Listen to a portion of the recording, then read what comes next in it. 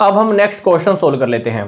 Question की इस statement के अकॉर्डिंग हमें gross profit ratio, operating ratio, net profit ratio, inventory turnover ratio और करंट रेशो, 5 रेशोस हमें फाइंड आउट करने हैं। हमें 9 आइटम्स गिवन है। First, revenue from operations.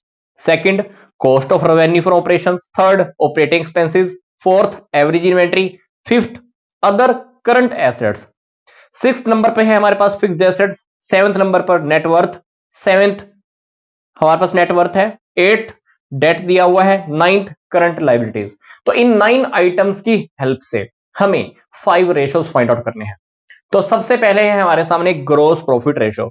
अब ग्रोस प्रॉफिट रेशो का फॉर्मूला क्या होता है, ध्यान से देखिए। Gross profit divided by revenue from operation multiply 100।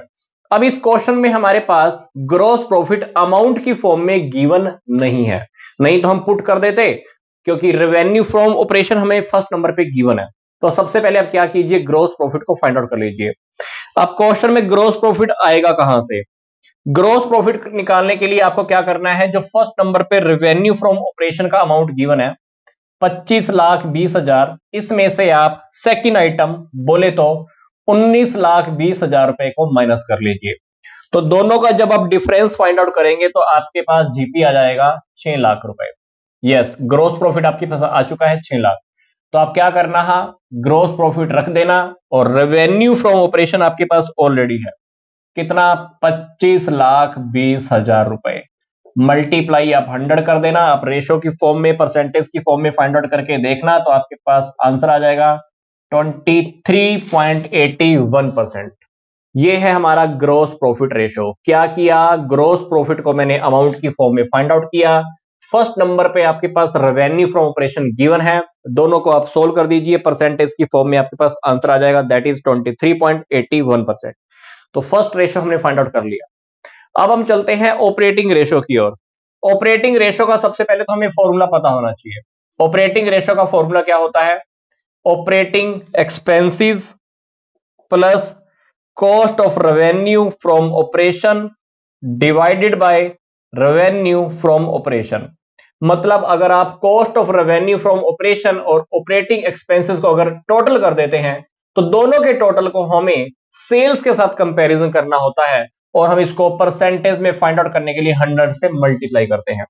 अब इस क्वेश्चन में हमारे पास cost of revenue from operation second number पे गिवन है और ऑपरेटिंग एक्सपेंसेस थर्ड नंबर पे गिवन है। तो सेकंड नंबर और थर्ड नंबर, उन दोनों का आप टोटल कर दीजिए। ये है आइटम सेकंड नंबर पे और ये आइटम है थर्ड नंबर पे। तो सेकंड नंबर वाली आइटम और थर्ड नंबर वाली आइटम, इन दोनों का आप टोटल कर दीजिए। ये आ जाएगा 21,60,000 रुपए। और नीचे रेवेन्यू फ्रॉम ऑपरेशन तो आपको ऑलरेडी पता थी, क्या? 25,20,000। Item number one, item number one क्या है? 25,20,000 सेल्स की फॉर्म में, बोले तो रेवेन्यू फ्रॉम ऑपरेशन की फॉर्म में। मल्टीप्लाई आप करेंगे इसको 100 से, तो आपके पास आंसर आ जाएगा 85.71%। That is operating ratio. कौन सा रेशो हुआ ये? Operating ratio. तो ऑपरेटिंग रेशो में हमें cost of revenue from operation plus operating expensive, दो आइटम्स का यूज करना होता है। डिवाइड किससे करेंगे? सेल्स के अमाउंट से। ये हुआ हमारा सेकंड रेशो। अब देखिए आप थर्ड रेशो। थर्ड रेशो में हमें क्या फाइंड आउट करना है? Net profit ratio. Net profit ratio का formula, net profit divided by revenue from operation multiply 100। अब क्वेश्चन में अगर आप ध्यान से देखोगे तो नेट प्रॉफिट भी हमको नहीं पता। नेट प्रॉफिट फाइंड आउट करने के लिए आपको क्या करना होगा? आइटम नंबर 1 में से आइटम नंबर 2 और आइटम नंबर 3 ये आपको माइनस करनी होगी। मतलब रेवेन्यू फ्रॉम ऑपरेशन में से आपको कॉस्ट और ऑपरेटिंग एक्सपेंसेस दोनों आइटम्स को माइनस करना होगा। जब आप दोनों आइटम्स को माइनस कर देंगे तो हमारे पास आ जाएगा नेट प्रॉफिट। कितना? 3,60,000 रुपए। तो हमारे पास नेट प्रॉफिट आ जाएगा 3,60,000 रुपए। कहां से आया ये? आइटम नंबर 1 में से 2 और 3 आइटम्स को आप माइनस कर देना। और रेवेन्यू फ्रॉम ऑपरेशन आपको अमाउंट की फॉर्म में पता ही है, कितनी? 25,20,000 रुपए। मल्टीप्लाई आप 100 कर देना, नेट प्रॉफिट आपके पास परसेंटेज की फॉर्म में आ जाएगा। आंसर आप चेक कर लेना, दैट इज 14.29%। तो ये हो गया हमारा net profit ratio. Net profit ratio में मैंने क्या किया? सेल्स में से सारी कॉस्ट मैंने माइनस कर दी, वो cost of revenue from operation भी थी और ऑपरेटिंग एक्सपेंसेस भी थे। तो मैंने आइटम नंबर 1 में से आइटम नंबर 2 और 3 को माइनस जैसे ही किया, मेरे पास क्या आ गया, नेट प्रॉफिट आ गया। तो नेट प्रॉफिट को आप क्या कीजिए, सेल से डिवाइड कर दीजिए, मल्टीप्लाई 100 कर दीजिए, परसेंटेज की फॉर्म में आपके पास नेट प्रॉफिट आ जाएगा, दैट इज 14.29%। अब हम चलते हैं नेक्स्ट रेशियो की ओर। नेक्स्ट रेशियो कौन सा है, इन्वेंट्री टर्नओवर रेशियो। अब इन्वेंट्री टर्नओवर रेशियो का फॉर्मूला क्या होता है, cost of revenue from operation divided by average inventory. Inventory turnover ratio का formula cost of revenue from operation divided by average inventory.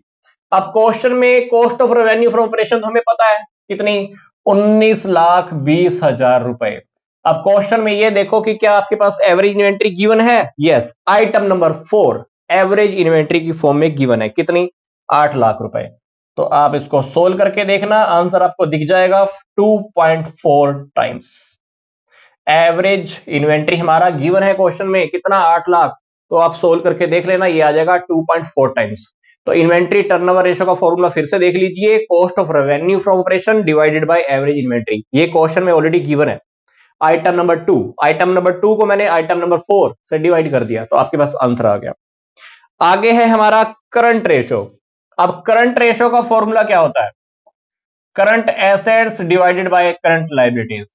अब क्वेश्चन में ध्यान से देखिए, करंट एसेट्स आपको डायरेक्ट गिवन नहीं है, पर आपको क्या करना होगा, ध्यान से देखिए, जो आइटम नंबर 6, 7, 8, 9 है, कहीं ना कहीं इसको आपको यूज करना होगा, क्योंकि आप ऐसा समझ लीजिए कि बैलेंस शीट की लायबिलिटी साइड आपके पास गिवन है, तो कहीं ना कहीं इनमें से आपको क्या करना है, एसेट साइड्स की एक दो आइटम्स को माइनस करना होगा। कैसे करेंगे, ध्यान से देखिए, आइटम नंबर 7, 8 और 9 इन तीनों को आप प्लस कर दीजिए, और आइटम नंबर 6 बोले तो फिक्स्ड एसेट्स को माइनस कर दीजिए। बाकी क्या रह जाएगा, आपका बैलेंस शीट की बाकी रह जाएंगे आपके पास करंट एसेट्स, क्योंकि एसेट साइड में या तो फिक्स्ड एसेट्स का चल रहा होता है फंडा या करंट एसेट्स का। तो और बैलेंस शीट की जो लायबिलिटी साइड होती है, लायबिलिटी साइड के अंदर तो आपको टोटल 3 चीजें दी हुई है। लायबिलिटी साइड के अंदर आपको क्या दिया हुआ है, item number 7, item number 8, item number 9। तो इन 3 आइटम में से आप आइटम नंबर 6 को माइनस कर दीजिए, बाकी करंट लायबिलिटीज आपके पास क्वेश्चन में गिवन है। नेटवर्थ, डेट, करंट लायबिलिटीज, ये ऐसा समझ लीजिए कि टोटल लायबिलिटीज हैं। टोटल लायबिलिटीज में से आपने फिक्स्ड एसेट्स को माइनस कर दिया, तो बाकी क्या रह गया, आपका करंट लायबिलिटीज। वैसे देख लीजिए, क्वेश्चन में देखिए, मान लो आपके पास लायबिलिटी साइड है, ये लायबिलिटी साइड के अंदर आपके पास 1, 2, 3 इन आइटम्स के टोटल से ये टोटल लायबिलिटीज थी। अब इस साइड आपको फिक्स्ड एसेट्स गिवन है, यहां पे होती ही 2 एसेट्स हैं, फिक्स्ड एसेट्स और मान लो करंट एसेट्स। अब क्वेश्चन के अंदर आपके पास इसका टोटल, आपको ये आइटम पता है, ये आइटम आपको पता है, 1, 2, 3 आइटम पता है, क्योंकि इन तीनों के टोटल से ये आइटम टोटल बना हुआ था। तो इन तीनों के टोटल में से अगर आप ये टोटल माइनस कर दोगे, तो आपके पास क्या आ जाएगा, करंट एसेट्स का अमाउंट आ जाएगा। तो हमने वही किया यहां पे, इन तीनों के टोटल में से मैंने क्या किया, फिक्स्ड एसेट्स को माइनस कर दिया, तो बाकी बची हुई आइटम क्या होगी, करंट एसेट्स हो गई। तो आइटम नंबर 7, आइटम नंबर 8 और आइटम नंबर 9 तीनों को प्लस कर दीजिए, आइटम नंबर 6 को माइनस कर दीजिए, तो आप क्या बैलेंस फाइंड आउट हो जाएगा आपके पास करंट एसेट्स का, 15,60,000 रुपए। और करंट लायबिलिटीज आपके क्वेश्चन में गिवन है, current liabilities item number 9 6 lakh rupees. तो दोनों को आप सोल्व करके देख लेना, आपके पास आंसर आ जाएगा 2.6:1।